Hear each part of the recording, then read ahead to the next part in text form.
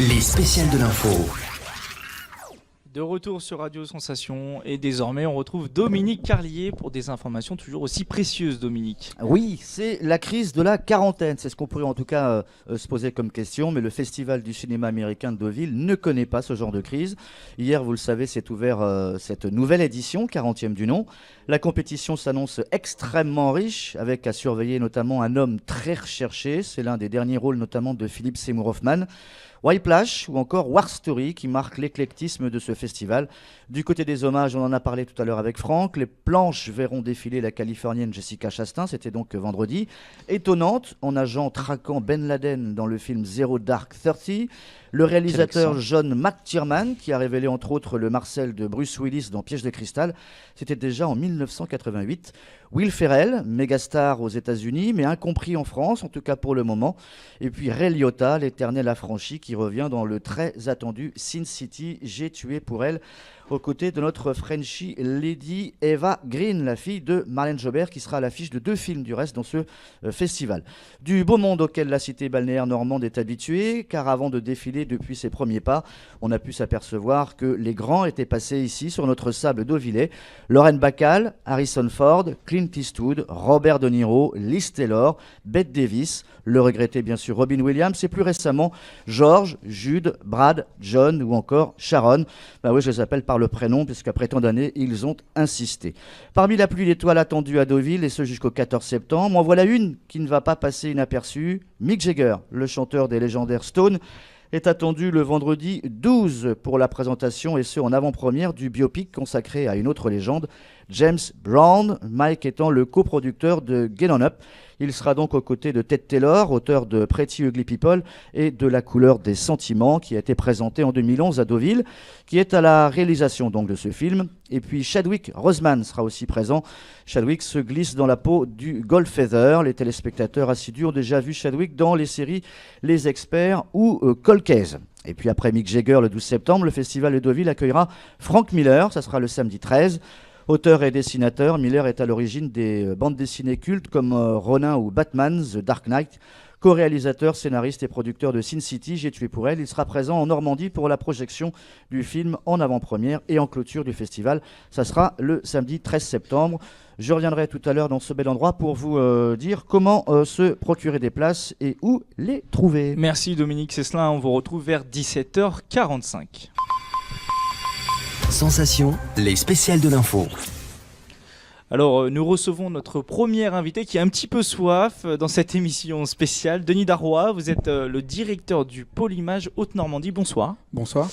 Alors, petite précision immédiate, la ville de Deauville se trouve en Basse-Normandie, mais ce n'est pas gênant, n'est-ce pas? Vous êtes souvent amené à travailler avec la Haute-Normandie, avec la Basse-Normandie et encore plus dans le futur, c'est cela? C'est cela, oui, c'est assez fréquent. Oui. Denis Darrois, quelques mots sur le pôle image Haute-Normandie. Vous êtes, on peut le dire, un acteur important de l'activité audiovisuelle dans votre région, c'est cela? Oui, c'est une structure, comme on en retrouve dans beaucoup de régions, qui gère ce qu'on appelle les fonds d'aide à la production et les bureaux d'accueil de tournage notamment. Donc toute structure, toute production qui recherche des décors, qui recherche des techniciens, qui recherche tous les outils et les conditions nécessaires pour que les tournages se passent bien, et donc nous contacte pour rechercher ces éléments, et à part ça, on est susceptible de les aider financièrement. Voilà, c'était ma question. Concrètement, je suis un jeune réalisateur, je souhaite faire un tournage en Normandie. Vous allez m'être utile en quoi? Pour trouver de l'argent, du matériel? Alors, sur tous les plans? Alors, les commissions, je dirais les fonds d'aide à la production fonctionnent un petit peu tous de la même manière en France. C'est des aides sélectives, c'est-à-dire que nous lisons à peu près autour de 250 à 280 scénarios par an. On aide à la fois toutes les catégories, que ce soit le long métrage, le téléfilm, le documentaire, le court métrage. Vous parlez de jeunes créateurs, jeunes réalisateurs. Il y a une aide à la première œuvre. Et donc, voilà, on a un certain nombre de propositions. On a un comité de sélection constitué de professionnels, des réalisateurs, des producteurs, des diffuseurs, des distributeurs. On lit ces scénarios-là et ensuite, voilà, il y a un classement, il y a des débats et il y a ensuite un vote et une aide financière sur cela. Alors, à part ça, c'est vrai que des jeunes réalisateurs comme ça qui débutent, ils cherchent des contacts, ils cherchent aussi savoir comment monter une production, cherchent souvent même un producteur. Donc, ça nous arrive d'organiser même fréquemment ce qu'on appelle des rencontres professionnelles, voilà, des apéros ciné, des tables rondes et autres. Et du coup, c'est favoriser la rencontre entre jeunes réalisateurs et producteurs pour justement trouver tous les moyens là aussi de réaliser leurs films. Vous organisez également des événements tout au long de l'année avec les villes de la région, visionnage de films d'archives par exemple? Alors, on a un programme assez chargé d'ailleurs sur ce dernier trimestre de l'année, donc qui est à la fois constitué d'avant-premières de films que l'on a soutenus. Ça a été le cas pour La Ritournelle là, récemment, ou Week-end d'Anne Villasec avec Karine Viard.